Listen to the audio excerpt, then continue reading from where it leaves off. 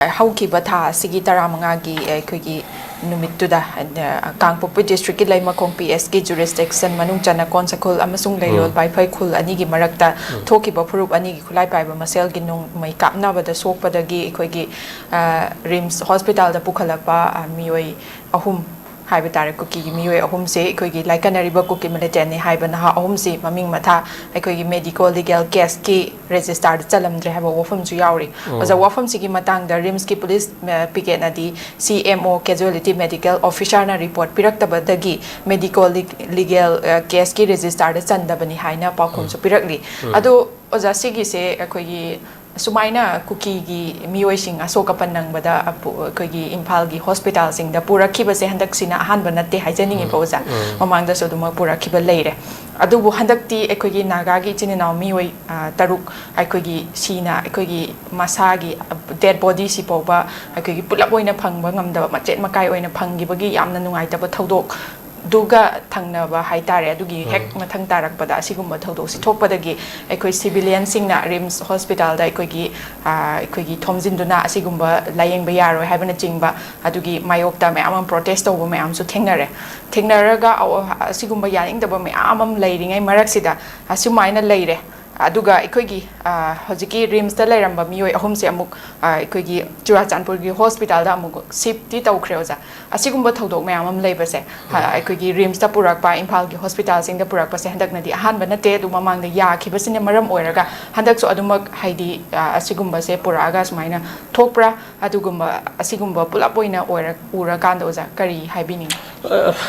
Sydney ममांग दा नैनरखिबगी train गा सब माने को ममांग थंगिबदु करीनो हाइबनी दाजिदा साइगी मी अनि खनरा कांदा अमना याम थि सोए हारा काना सोइबे इमुंगदो दा खनरिबे अदुगी इमुंगदा ला कनो लायेंगे हाइगुम जानी ने अदु इचम चम सी याफम थोपा मागी ग्राउल ला हाइबनी दा अदुगी मति कसाइगी कनोनी फारे होस्टेज तो अमबु होस्टेज यादबनी गाइना इंटरनेशनल गी कनोगी एक against the taking of hostage गाइना साइगी 79 गी लेरे इंडिया की सु साइगी होस्टेज सी नत्रगा IPC की अदगी देन UAPP अल्लोपुन ATPP समाय तौदना लैरिबनी हाइबनी दा ngसागी मी सम अमा फाजलगा थमकान द मंतिकनबा नत्रगा कनो तौबो ngसागी बार्गेन तौबो खोटपगी थबकसे मसि यादेना ngसाई मियबगी हकसिदे यावरिबनेबा अदुदि दा ngसागी कनोनि थौदोक अमदा ngसाई 13 गे तरुक कनोनि फादोक फाजिन तौनबदा 13 तरुक लेमौबो मतमदा खुसिनबगी वना पोसि लाकांदा होय अदुसु फाव फाजनबगी थोखरगदि खुसिनबई थबकतुदि तौदबा यादबनिना तौकांदा सेपे ngसागी नगागी माइकेदिगी 13 गा मरि थादो मतुंगदा तरुक लोसलगा थमगा ngसागी याम थिना हातोगा तौरगा पिरक अदुगी वते खोइसाउनबा हाइबा तारे मिसम मियामदु फारगा थमगांदा ngसागी मदुदा बार्गेन तौनरे बार्गेन तौरका थादोक तौदा अमना सीना पिर हिंगना पिबा पिबिरिबा खुफिजु अदुगी मते ओइबा तमथिबा मोंगदा पिबा सिगु मयामसि ममांगदसु अदुम कन साइगी इलीगल इमिग्रेंट मयामना लीड तौबा डोमिनेट तौबा प्रॉक्सी वार चथबा थौदोक जिरी की करिगी कनो तौबदा अदुम अखोइनो उगिबा लैबा दुगी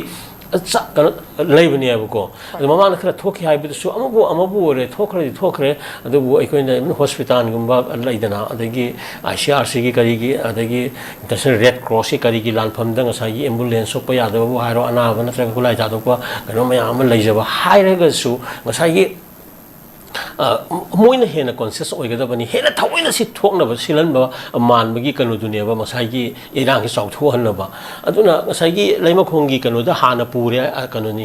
असोपदो हारगानी अदुदा अदुम कनोनी मागी हेलीकॉप्टर सर्विस के म्याम तोरिन थोक अदुम सुचानपुरगी दा रकाइदर पुरगा तौगिबो गुवाहाटी दा पुगेरा अमा तौरा तौगिबो कैदौगे हाइबनीदा अदुगी मथकता हारिबदु कनोनी इसम चमना मिसम मियांगी 13 की तरुकी मरकी अदुगुमगी पोजिशन तौबदु नत्ते हाइबनीदा कापनबदा सोकप नोंमै कापनरगा नोंमै कापनबदा सोको कनो जिंग नि हाइबनीदा दु मिसम तलु तमथिना हाटकिबदुगा याम क्लोजली लिंक लैयाना थाजरिबो पोसक अमखके पोट अदुबु इफोंग फोन पोर अकान सोना कान अमु इरांग सागन मसे थवइना मदु कनोने मदु ज्ञान ताबा मिसिंग तौरोइदेबा थबकने हाइबनीदा मदु तौगिबदुना मरम ओरे थोख्रिबा थौदोक मयामनेबा तजिता को अदुना थवइना थोअनबनी अदुना असिगुमसि तौरोइदबनी अदुबि जमतम मिसम याम अखोइना इवन जात बिजाति खाइदना नत्रगा येकनबा खोनबा थीदना tamthina so kano individual level da sokna ba matamda hujik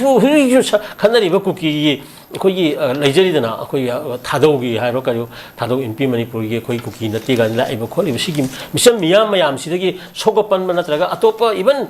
kano ni high division dagi misam ama isam jamna kan accident kai so matamda pukhalak pa ka shi toro ha bani da adu yungna khoi wak akanoni civilization lakwa khoi ni pot ni afang ba khoi pa hat kani paktum na tukani haibadu khoi kano da yaurakti khoi gi di ari ba kano da sanna lonsat mayam na yomaga purak pani aduga even thang yana ba da natraga ka thang ta